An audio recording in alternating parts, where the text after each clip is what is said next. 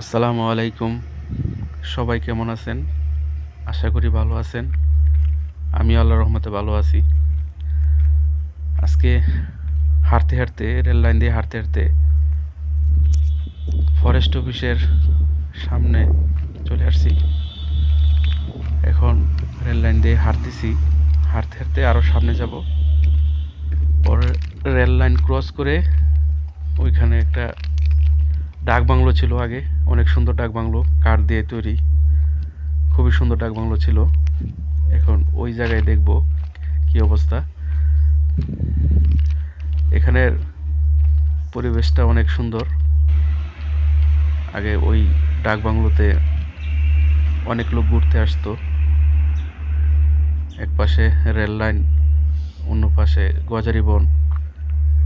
তো ডাক বাংলো কাঠ দিয়ে খুব সুন্দর করে ডাক বাংলো তৈরি করেছিল।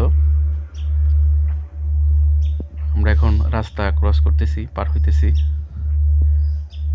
ওই যে দেখা যাচ্ছে এখানেই ডাক বাংলো ছিল। এখন আর ডাক বাংলো নেই, শুধু পুরনো টিন রয়ে গেছে, আর কিছুই নেই।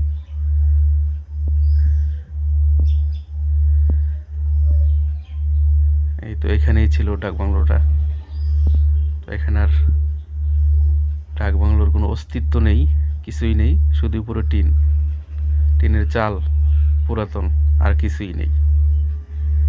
এই যে চারপাশ দেখাচ্ছি,